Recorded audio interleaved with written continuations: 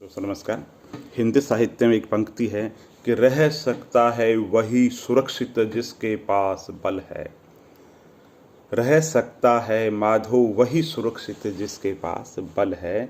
यानी कि इस संसार के अंदर जीने के लिए बल नहीं चाहिए, बल अपने प्रदर्शन के लिए नहीं चाहिए। आपको कोई आकर के छेड़ नहीं ले, इसलिए आपका मजबूत होना बहुत ज़्यादा ज़रूरी है। जब 98 में हमने पोखरण परमाणु विस्फोट किया था तो एक पंक्ति अटल बिहारी जी वाजपेयी ने कही थी कि समा क्षोभती उस भुजंग को जिसके पास गरल है।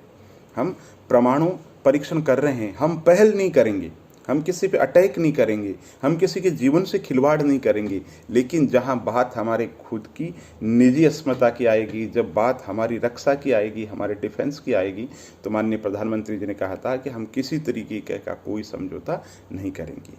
तो दोस्तों, हमारा जो भारत का चरित्र है वो इस तरीके का चरित्र है कि हम बहुत शांत रहते हैं, लेकिन अगर कोई हमें छेड़ ले तो हम तूफान बन जाते हैं। तो ये तो साहित्यिक बात हो गई दोस्तों। अगर प्रतियोगी परीक्षा की तैयारी कर रहे हैं तो उसके लिए जो बात है, उस बात का मतलब ये है कि आप मजबूत बनो। मजबूत का मतलब कोई शारीरिक रूप से मजबूत है, वो तो आप अर्थ निकालो तो अलग चीज़ है। मेरा जो कहने का मतलब है, आप मानसिक रूप से मजबूत बनो। मानसिक रूप से बहुत मजबूत होना बहुत ज़्यादा ज़रूरी है। और घर के अंदर मैं कहता हूँ, बहन और जो बेटी है उनका मजबूत होना भी बहुत ज़्यादा ज़रूरी है। आपका शारीरिक रूप से मजबूत होना, आपका मानसिक रूप से मजबूत होना, आपकी दृढ़ इच्छा शक्ति होना, जीवन के अंदर पल पल होना बहुत ज़्यादा ज़रूरी है। दोस्तों, एक कोई वनस्पति विज्ञानी जा रहे थे और मेरे जैसे किसी शख्स ने एक तितली जो थी वो तड़प रही थी। तो तितली जो होती है वो लार्वे के अंदर, केकून के अंदर होती है। तो दया आ गई और उसने उस जो केकून था, उस केकून में से उसको लार्वे को निकाल करके बाहर फेंक दिया। तो पास में जो वनस्पति विज्ञानी आए तो वनस्पति विज्ञानी ने ये कहा कि आपने ये क्या कर दिया, आपने ये क्या कर दिया, आपने इसको मार दिया। तो उस शख्स ने कहा, मैंने मारा नहीं है, मैंने इसको जीवन शक्ति दी है। तो वनस्पति विज्ञानी ने समझाया है कि ये जो लार्वा बनने की जो प्रक्रिया है, इस केकून के अंदर, इस खोल के अंदर वो जितनी ज़्यादा तड़पती है, लार्वा जितना ज़्यादा तड़पता है उतना ज़्यादा मजबूत होता है, उतनी ज़्यादा उसकी प्रतिरोधक क्षमता जो है वो विकसित होती है। तो ये संघर्ष करता, संघर्ष से मजबूत होता। वो जो लार्वा जब तितली बनती तो तितली बहुत मजबूत होती, पंखों की उड़ान होती, उसकी दुनिया होती। आपने इसको जीवनदान जरूर दे दिया है, लेकिन ये थोड़े समय बाद के अंदर मर जाएगी। और अगर बच भी गई 1% तो जीवन भर इसकी प्रतिरोधक क्षमता बहुत ज़्यादा कमज़ोर रह जाएगी।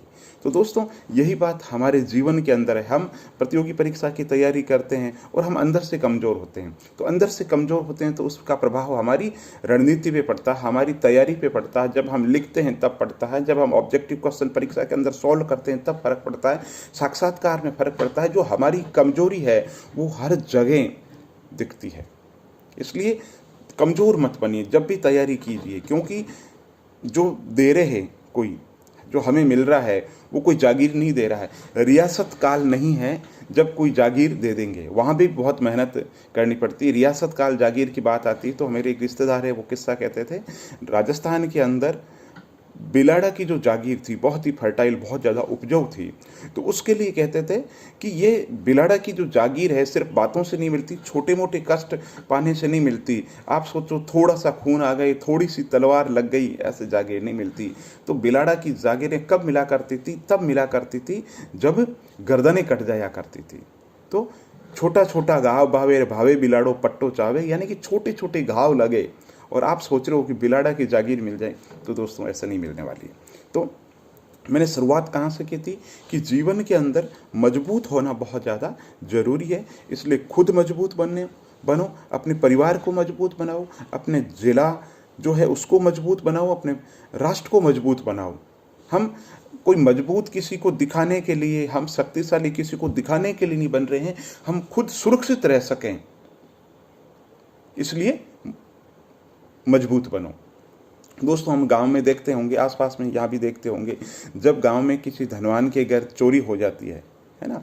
तो उसके यहाँ पे 20 जो लोग बैठे हैं जो खुद धनवान है या जो अच्छे रूप से संपन्न है, उन पे शक नहीं जाएगा। शक किस पे जाएगा? जो गांव का जो गरीब आदमी है और वो बेचारा संयोग से वहाँ आ गया, भले ही वो ईमानदार है, लेकिन शक किस पे जाएगा? शक उस गरीब पे जाएगा। पुलिस किसको पकड़ेगी? उस गरीब आदमी को पकड़ेगी। क्यों? संदेह के आधार पे पकड़ेगी। तो कहने का मतलब है जीवन के अंदर दोस्तों मजबूत होना बहुत ज़्यादा जरूरी है। मजबूती मानसिक स्तर पे भी मजबूती जरूरी है, शारीरिक स्तर पे मजबूती है, दृढ़ इच्छा शक्ति जो है वो बहुत ज़्यादा मजबूती है।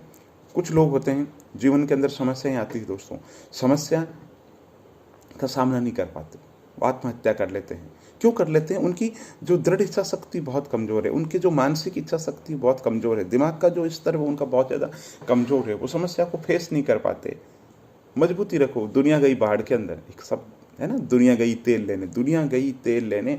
आप गलत मत करो, आप ऐसा कोई काम मत करो जिससे खुद की नज़रों से गिर जाओ। तो मजबूत बनिए। मजबूत बनने के लिए क्या करना पड़ेगा? मजबूती ऐसे आएगी नहीं दोस्तों, मजबूती आएगी मेहनत करने से। डॉक्टर एपीजे अब्दुल कलाम कहते हैं कि सफलता इतनी खामोशी से करो कि कोहराम मचा दे। उसका नतीजा जब आए वो कोहराम मचा दे। लेकिन ये कोहराम तभी मचेगा जब आप मानसिक रूप से बहुत ज़्यादा मजबूत होंगे। आप जब तैयारी कर रहे हैं, आप यात्रा पे जाना है आपको, तो पहले से मान के चलिए इस यात्रा के अंदर कांटे भी होंगे, इस यात्रा के अंदर नाना प्रकार की बाधाएं आएगी, लेकिन मुझे उस मंजिल तक पहुंचना है। बाधाएं आए तो पहुंचना है, मुझे उससे कोई फर्क नहीं पड़ता सफ़र कितना लंबा हो। तो यही चीज़ जीवन के अंदर है दोस्तों। इसलिए मजबूत बनिए, खुद मजबूत बनिए, औरों को भी प्रोत्साहित कीजिए जीवन के अंदर। दोस्तों मैं कहता हूँ जीवन के अंदर निराशा जब छाई हुई है, उस समय कोई एक आदमी ऐसी बात करता है जिससे आपका जोश भर जाए, तो मैं कहता हूँ उस इंसान का जो कह रहा है, कुछ बात कह रहा है, उसका कहना सार्थक है और आपका सुनना सार्थक है। मैं दोस्तों ये यूट्यूब पे वीडियो बनाता हूँ तो मेरा पर्पज़ यही है कि ऐसी कोई बात कहूँ जो आपके दिल पे लगे, ऐसी कोई बात कहूँ जिससे थोड़ा सा जीवन के अंदर बदलाव आ जाए, थोड़ी सी ऐसी कोई घर की बात कर लूँ जिससे आप तनाव में हो तो आपका तनाव दूर हो जाए और आप अपने लक्ष्य के अंदर लग जाए। तो फिर वही कहूँगा, मजबूत बनो, तैयारी करो, निष्काम भाव से तैयारी करो, कर्म करते रहो, परिणाम का मत सोचो, जो कर रहे हो उसका रिजल्ट निश्चित रूप से अच्छा ही आना है। और अगर 1% अच्छा नहीं आया तो हो सकता है भगवान ने कुछ और बहुत ज़्यादा अच्छा आपके लिए लिखा है। चैनल को लाइक कीजिए, सब्सक्राइब कीजिए, वीडियो को शेयर कीजिए और आप मुझे बताइए किस टॉपिक पे आप वीडियो सुनना चाहते हैं। बहुत बहुत आभार।